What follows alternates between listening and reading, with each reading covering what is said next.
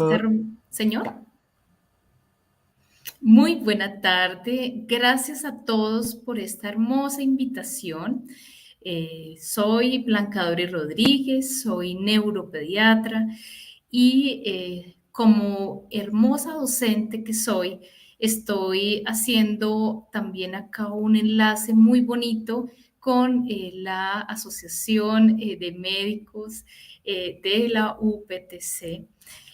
Muy feliz de hoy acompañarlos en el Rincón Pediátrico. Me encanta el nombre, me encanta porque es una motivación hermosa y hoy poderles contar un poquito de las banderas rojas en esa sospecha del retraso en neurodesarrollo. Es lo que vamos a hablar, pero yo tengo que ahondar en tantos temas que quizás pueda ser un abrebocas para volverlos a acompañar en otro espacio. Yo tengo un objetivo hoy que primero quiero hablar de una sospecha diagnóstica temprana de niños con alto riesgo neurológico y ese abordaje inicial. Si yo tengo esa sospecha, voy a descubrir esas banderas rojas. De lo contrario, va a ser muy difícil poder llegar a hacer esa detección. Y es así donde yo siempre hablo y esta es mi agenda para hoy.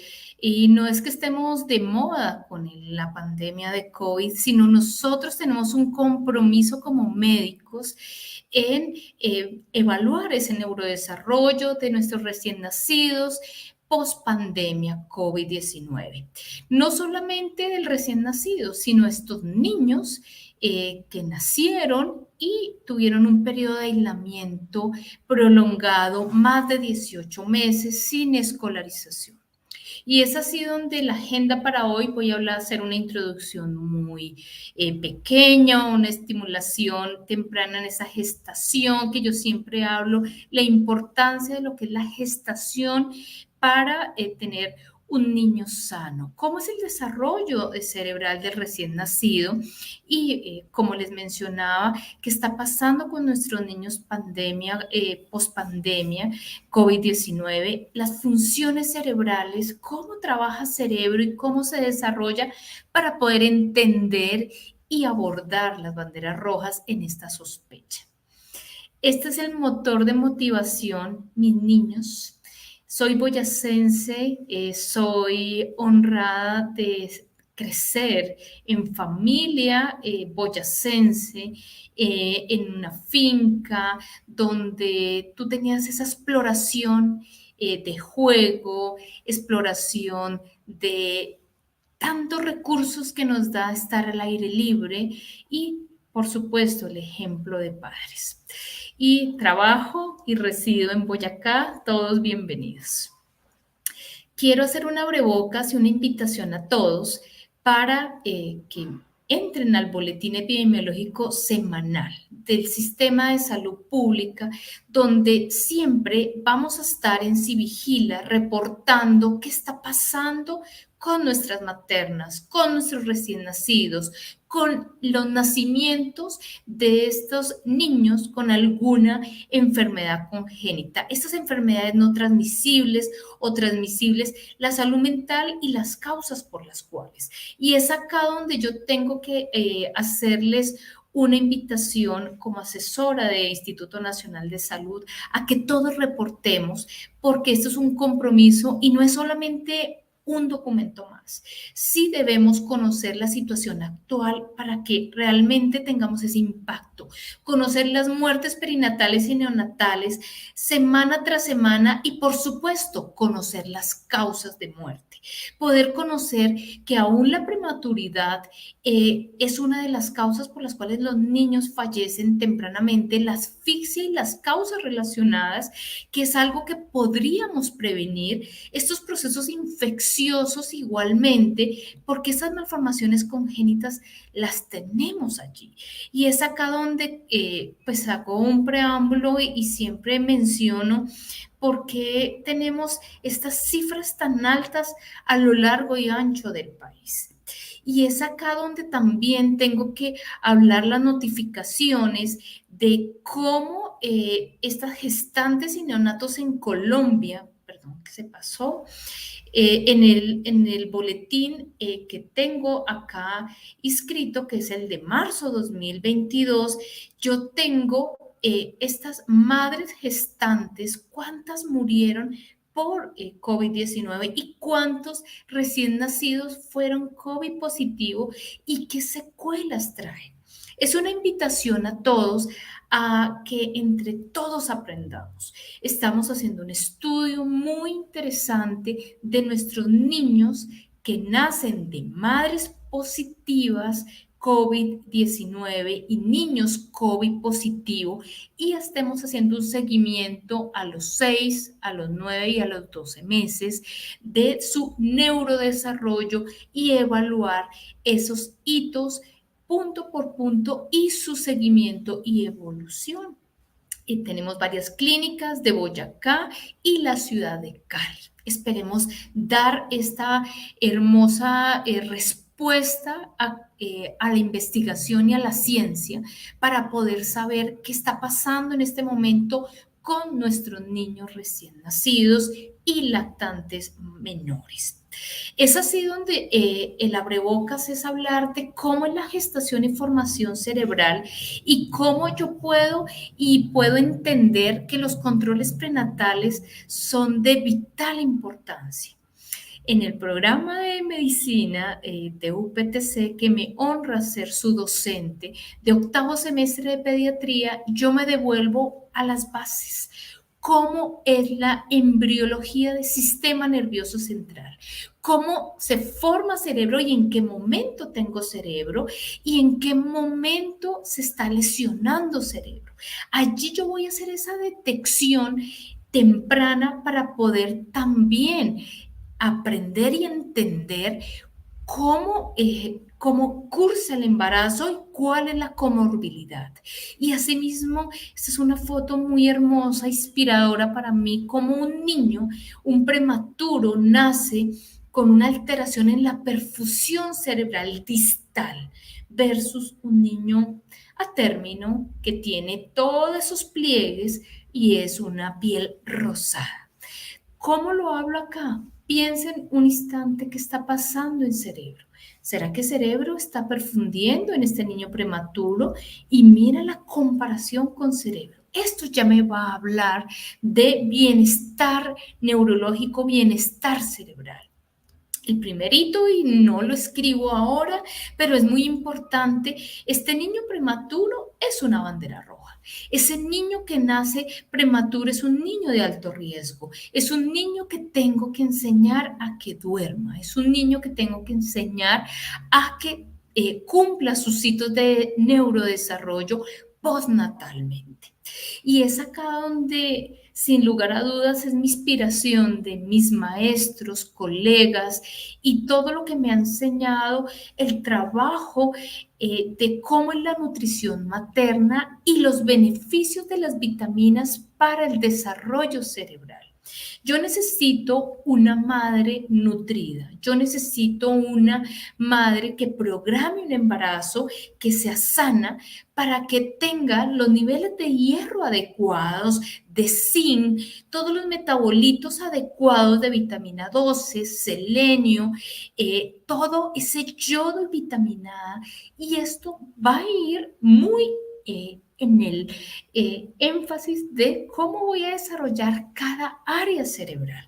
No me puedo detener en esta diapositiva porque sería un solo tema de presentación, pero sí quiero hablar que si tengo una madre con anemia, no se va a desarrollar áreas tan importantes cerebrales como es el hipocampo, memoria, queridos doctores. El zinc es muy importante para el desarrollo cerebral y esa apoptosis celular de programación. Si yo tengo una alteración en los azúcares, esos niveles bajos o elevados, pues voy a alterar la función y formación cerebral. Puedo tener alteraciones auditivas, madurativas, solo por carencia. Y es donde vuelvo y recuerdo que tenemos en los reportes de Civigila la malnutrición de nuestro recién nacido, cómo tengo un desplome nutricional después de los 6 meses cuando deja la mamá de lactar y empieza a nutrirse con la dieta complementaria porque no tenemos o el recurso económico o el conocimiento o ese balance adecuado para alimentar a nuestro recién nacido. Y es acá donde yo hago una invitación hermosa a poder hablar de lo que es la microbiota.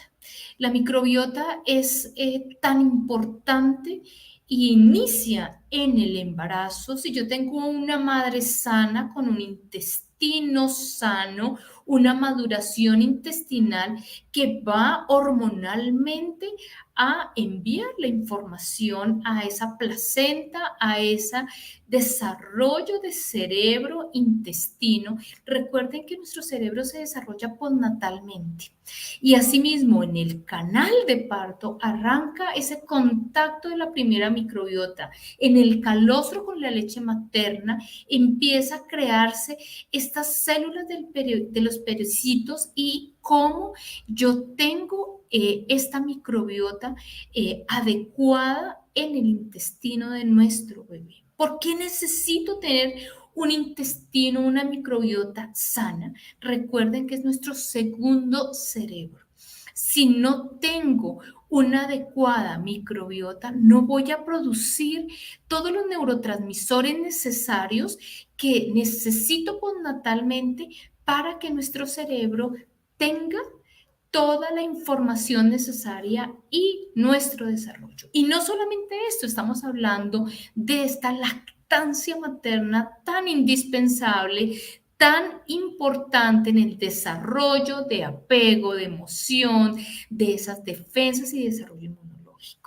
Acá sería otro tema, yo solo hago un abrebocas. ¿Por qué neuropediatría tiene que hablarlo? Sí, nosotros somos el abrebocas para darle la importancia a que entre todos debemos aprender.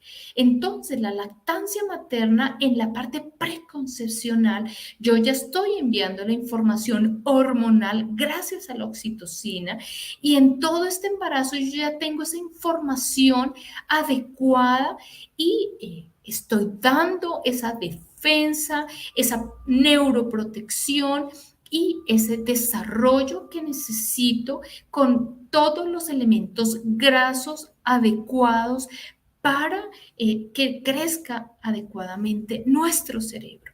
Sabemos que nuestro cerebro, él nace y el más del 40% es agua y se va formando postnatalmente gracias a esos ácidos grasos de cadena media que tiene la lactancia materna. Entonces, fíjense la importancia de la nutrición y el desarrollo cerebral y cómo estamos alimentando a nuestros bebés, pero cómo se está alimentando una materna. Es así donde yo entro a hablar un poco más de estos controles de crecimiento, estos controles que antes lo hablábamos de controles de crecimiento y desarrollo en el sistema de salud, programa canguro, el riesgo neurológico, el prematuro de bajo peso al nacer, casi nunca lo hablamos, pero es tan importante porque allí es donde incluso el pediatra no puede y no tiene acceso y esto es en nuestro sistema de salud y necesitamos educar al equipo de salud, enfermería, brigadistas, los médicos generales. Yo tengo que hablar de los mitos para hablar de esa detección.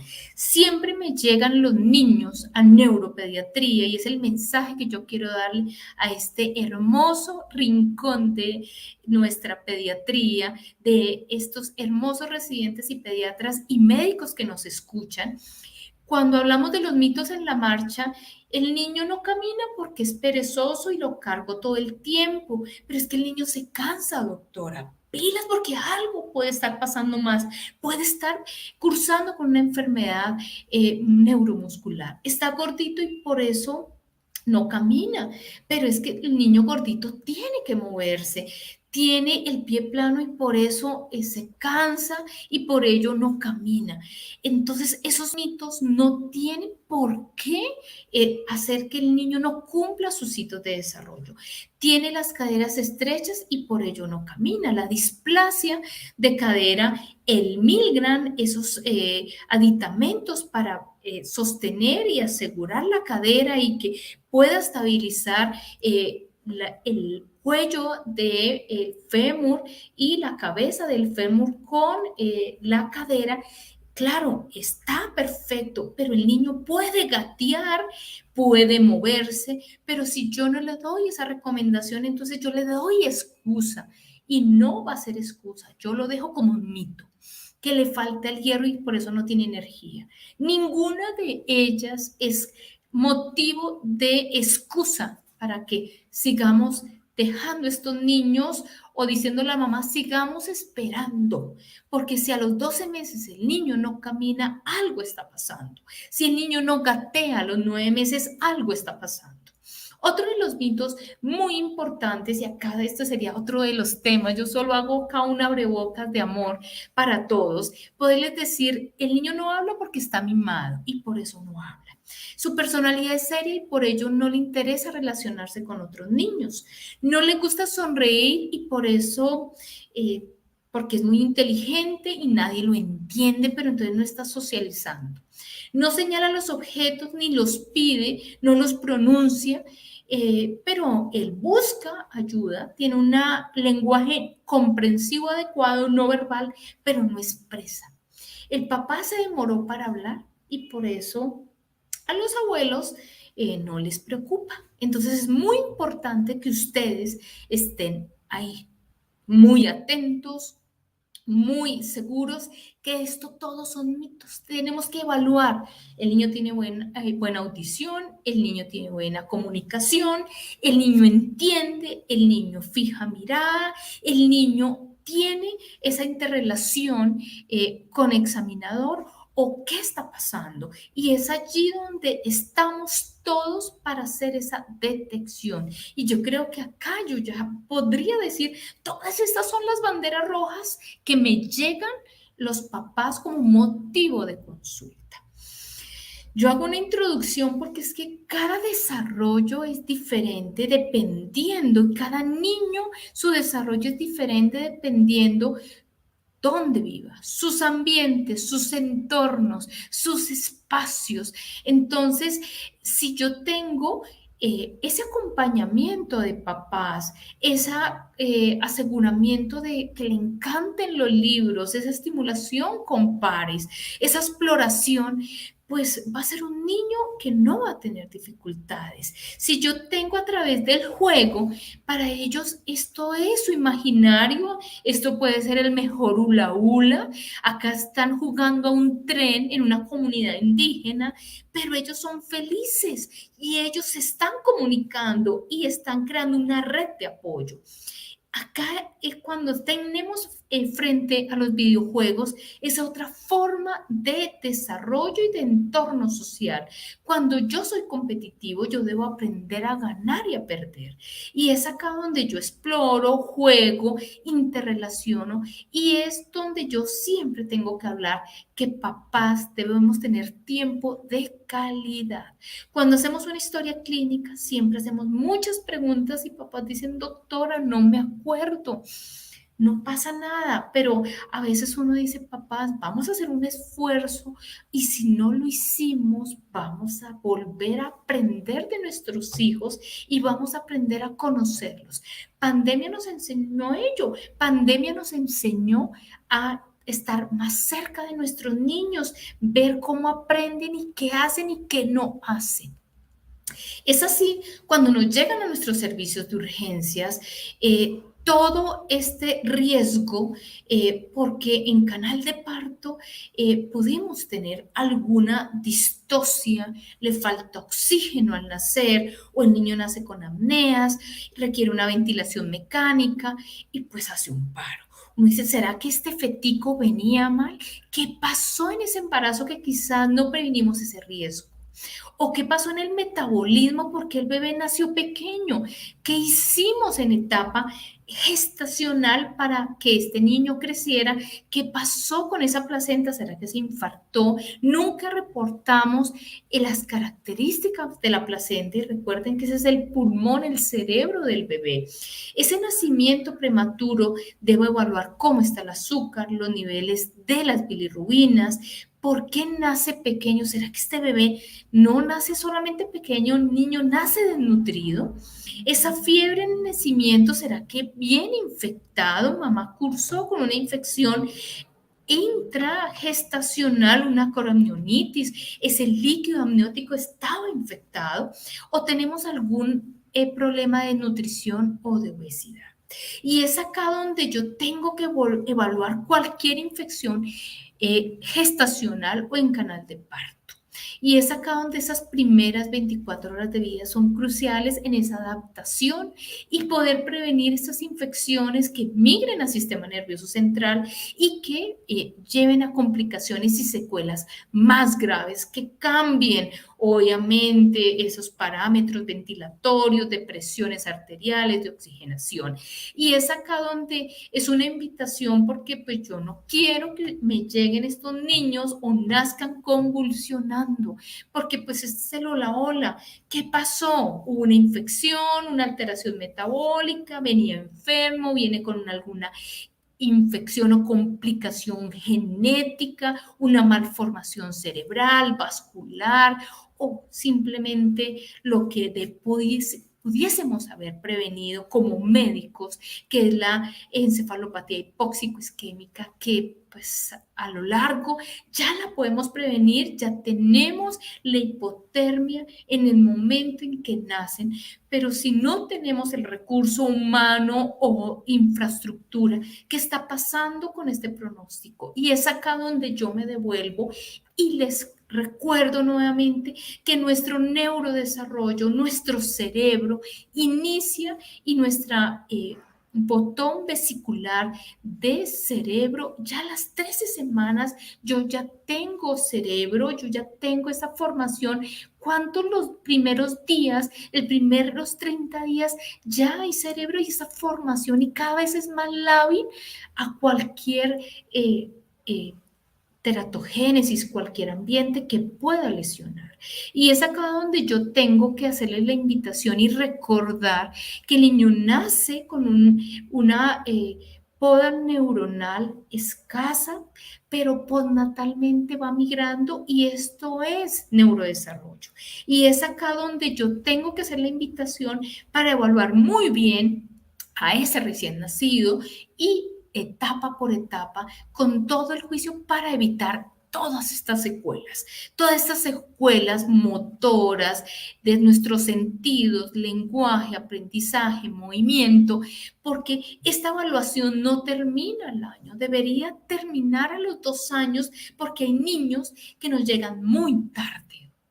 Y es acá donde, si este niño ya tiene 6 meses y no sostiene cabeza, algo le está pasando. Si este niño no tiene ese contacto visual, algo está pasando. ¿Será que tiene una ceguera? ¿Será que tiene una condición neurodegenerativa? Es un niño con unas fases toscas que son diferentes, tiene un fenotipo diferente. ¿Será que yo estoy enfrentado a una alteración metabólica, a un síndrome genético? Esa mano empuñada, yo no voy a poder explorar, yo no voy a poder moverme y tener esa exploración adecuada. Banderas claras que no son solamente rojas, empiezan en blancas, en amarillas, naranjas, porque yo siempre tengo que evaluar cómo es el desarrollo motor, lenguaje, conducta, cómo es ese desarrollo somatosensorial, su sueño, esos progresos diarios. El niño no es estático, cada día tiene que ganar más cosas. Y eso se llama neurodesarrollo, eso se llama mielinización y maduración, que les voy a mostrar una imagen inspiradora. Y eso se llama desarrollo cognitivo e inteligencia.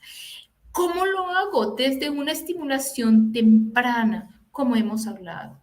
Gestación con feto en desarrollo cerebral. Así yo lo titulo.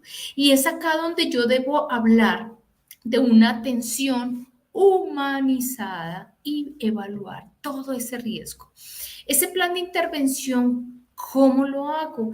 Desde la evaluación que hemos hablado prenatal, postnatal, ese vínculo de apego seguro, esa estimulación sensoromotriz. En la etapa postnatal, la música, el movimiento, la interacción y cómo el lenguaje y la comunicación con los demás, eso me dice que ese cerebro está creciendo y es un cerebro sano. Ese desarrollo del recién nacido hasta los 5 años, tenemos todas las guías, IEPI de 0 a 5, todas las escalas. No deberíamos ser doctores solamente de escalas, sino de seguimiento y evaluación y escuchar a papás. Estos bebés sanos, estos bebés que son exploradores, son niños productivos, funcionales y muy inteligentes. ¿Cómo recordarles a ustedes que tenemos dos hemisferios, pero son dos hemisferios que son inspiración para el docente, no solamente para los números, el lenguaje, las matemáticas, la investigación, sino para la música, la pintura, cómo ese hemisferio izquierdo puede ser operacional, de ese hemisferio derecho más de emociones, de intuición, de ideales, de síntesis, de imaginación. Esa es la invitación, de poder enseñar esas bases, poder enseñar que nuestros niños deben tener un desarrollo e integración cerebral, un movimiento, una conducta y un lenguaje adecuado. Yo resumo neurodesarrollo en una integración neurosensorial, donde yo hablo los hitos motores que el niño nace y empieza a explorar, elevando el mentón y posteriormente sentándose con el tronco rezagado, pero ya a los 6 meses tengo un control de tono para que a los 9 meses con apoyo me pueda parar y tenga una postura de gateo, para que a los 12 meses solo empiece a caminar, me ponga de rodillas y me empuñe y pueda explorar. Asimismo es el lenguaje. El primer lenguaje es el llanto, el primer lenguaje es el contacto con mamá, esa lactancia, mirar a mamá, el poder explorar y llevarme todo a la boca para empezar a esa comunicación con mamá, poder identificar si mi mamá está brava conmigo y si yo puedo empezar a explorar y hablar con sonidos lo que quiero, y cuando estoy brava entender que el llanto es una forma porque mamá me regañó, mamá está triste conmigo. Y es allí donde al año empieza a madurar el lóbulo frontal, donde tengo esa tensión, donde yo ya puedo planear, puedo anticipar y tengo una intencionalidad para ejecutar cada acción, cada movimiento, cada palabra y luego plasmarla en el papel. Eso es integración neurosensorial. Y es acá donde yo tengo que siempre mencionar las banderas rojas, que es nuestro tema de hoy. Pero es que banderas rojas es pilas con la prematuridad, pilas con las infecciones maternas, con el retraso de crecimiento intrauterino, las estancias prolongadas hospitalarias de este recién nacido, ese niño que tiene varios paros respiratorios, no se puede extubar, ¿qué está pasando en cerebro? Esas convulsiones tempranas, esos síndromes congénitos, esas enfermedades genéticas congénitas y epigenéticas, es decir, qué entorno tenemos, qué ambiente tenemos de estímulo para mejorar este bebé. Y es acá donde yo hablo de cómo madura cerebro. No es igual que nazca un niño de 28 semanas que tengo aún un cerebro liso, como ustedes lo evidencian, a un bebé que nace de 40 semanas con una formación y una diferenciación en la sustancia gris, en la sustancia blanca. Yo puedo ir viendo cómo va madurando la mielina, que son estos puntos blancos de maduración, y cómo voy viendo cómo va migrando esa mielina de atrás hacia adelante, del área occipital hacia el área frontal y del área de puente hacia corteza y de abajo hacia arriba. Es tan importante decirlo así porque a los 2 años yo ya tengo una sospecha sospecha de qué está pasando, hay un retraso en la mielinización, hay una enfermedad y no le permite madurar cerebro y por eso no cumple los hitos de desarrollo. Doctor, es que es prematuro, esperemos. No, el niño prematuro nace con alto riesgo, pero es que si tuvo una hemorragia de matriz germinal, si este niño tiene unas lesiones en parénquima, en corteza, pues ese neurodesarrollo se va a quedar. Y yo no voy a esperar hasta los 2 años a ver si se iguala con un niño a término. No, es acá donde yo tengo que evaluar claramente qué está pasando con este prematuro, con este niño de bajo peso. Y tengo casos que son ola y ahí sí le corremos porque es que tengo cráneos asimétricos. Tengo estos cráneos que sabemos que si se cierra tempranamente, nuestras fontanelas, recordemos, fontanela posterior, nace nuestro bebé con fontanela posterior abierta y se va cerrando alrededor de los 3 meses. La anterior, fíjense que veo como una forma de diamante y yo la debo palpar, tocar, educar a mamá, que ella me vaya contando cuándo se cierra. Si se cierra antes de los 6 meses, pues el cerebro no tiene esa capacidad de moverse. Pero si el cerebro viene enfermo, pues no va a poder empujar ese cráneo y ese cerebro se cierra solamente por diastasis, solamente porque se juntan los huesos. Y es acá donde si ese diamante es asimétrico, yo tengo que evaluar muy bien cualquier alteración o condición neurológica. Este es un caso muy interesante que quiero mostrarles porque es que es un niño que nace, y esto es de todos los días, el maltrato infantil y un niño que nace sano y puede causarle lesiones irreversibles como hematomas, como lesiones y sangrados múltiples. Ojo con estos niños porque voy a tener un altísimo riesgo y una alteración en neurodesarrollo. Y pues la queja es de que tiene alteración de conciencia y persiste dormido. ¿Qué está pasando en el sistema nervioso? Retiren sus ropas, siempre evalúen a un niño, así tenga 18 años, así sea prematuro, retiren pañal, evalúen completamente su piel, porque estos casos se nos siguen pasando. El síndrome de Down es el que más hemos normatizado, es más fácil porque tiene el pliegue continuo, tiene la clinodactilia, tiene esas fases de la cara redonda, los ojos almendrados, pero este cerebro, recuerden que puede alterarse más y puede tener complicaciones porque su vasculatura cambia. Puede ser, si hay una cardiopatía, puede tener lesiones vasculares en sistema nervioso central. ¿El niño puede convulsionar? Sí. Recuerden que es un niño que tiene alto riesgo neurológico, su audición es muy marcada, la alteración, la parte visual, la neuroimagen es vital, pero debemos sospecharlo desde temprana edad. Es así donde el niño que convulsiona desde que nace, desde las 36 semanas, pues debo tenerlo bajo un monitoreo porque yo debo buscar enfermedades, debo buscar condiciones clínicas que hacen que nuestro cerebro pueda hacer que convulsione. Acá yo tengo unos tubers que son muy interesantes en una enfermedad neurocutánea de esclerosis tuberosa y el niño nace enfermo. Y esa es la causa de su epilepsia. Y es acá, y este es uno de nuestros pacientes del programa de microcefalia y Zika, que fue el boom en 2015, donde se reportó, y ese era el reporte de cabezas pequeñas, pero esa cabeza pequeña, esa microcefalia, ¿qué está pasando en cerebro? Por supuesto, doctores, lesión de atrofia de nervio óptico, múltiples calcificaciones y asimismo tenemos enfermedad de cerebro, porque ese neurodesarrollo está mal.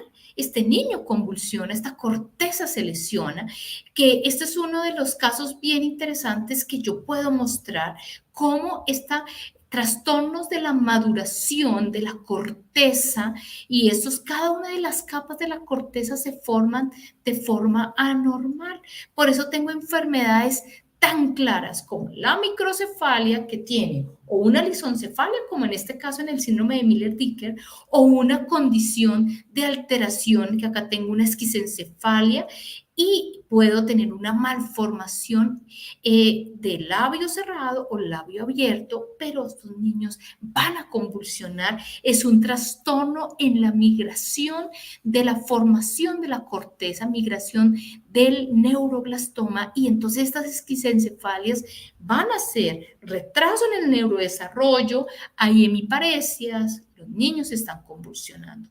Hay múltiples síndromes y acá yo podría hablarles de múltiples. Si yo veo una cabeza grande, yo veo que este niño no tiene un buen contacto visual, tengo que mirar qué está pasando en nervio óptico, tengo que evaluar qué está pasando en área occipital. ¿Se desarrolla, no se desarrolla? El cerebro es más grande, agua, este quiste es más grande que el mismo encéfalo, este cuerpo calloso no está ausente. Yo tengo acá, y es muy interesante mirar qué tengo de cerebro para poder ofrecerle. Y es tan interesante poder hablar de las melanosis cutáneas y de chequeando cerebro. Ojo que las enfermedades neurocutáneas también debo sospecharlas y buscarlas en cerebro, que esa es la impronta de la piel, es cerebro, y yo tengo que evaluar muy bien esas lesiones porque pueden estar en todos los nervios óptico, auditivo, que me hacen que pueda lesionarse. ¿Qué debo llevar a casa, queridos doctores? Yo necesito hacer esa detección de riesgo porque yo quiero calidad de vida para mis niños. Uno, que sean muy bien nutridos, que tengan calidad de sueño, que es el alimento del cerebro, que haya ese acompañamiento de papás, que yo tenga esa adaptación escolar adecuada y que pueda el niño ser un ser feliz con actitudes y habilidades motoras para que pueda disfrutar. En el rincón de la pediatría yo tengo que dar unas conclusiones muy lindas y yo siempre lo hago que la higiene de sueño y la buena nutrición son indispensables para el desempeño escolar en los primeros años de vida. Si el niño no duerme, bandera. Si el niño no come bien, bandera. Si el niño no tiene un apego y un acompañamiento de sus padres o cuidadores, banderas rojas. Si el niño no aprende, banderas rojas. Si el niño no socializa, banderas rojas de todos los colores. Si el niño no se adapta. Y estos sistemas de salud, los entornos en salud, debemos potenciarlos y enriquecerlos con la prevención. Entre todos en estos espacios de amor, en estos espacios de trabajo, es donde yo los invito a todos a que nos acompañen en estos espacios de aprendizaje. Gracias por la invitación. Muy feliz de hacer parte del Rincón Pediátrico porque necesitamos entre todos hacer aprendizaje y hacer mejores entornos para nuestros niños y hacer salud. Muchas gracias, muy amables.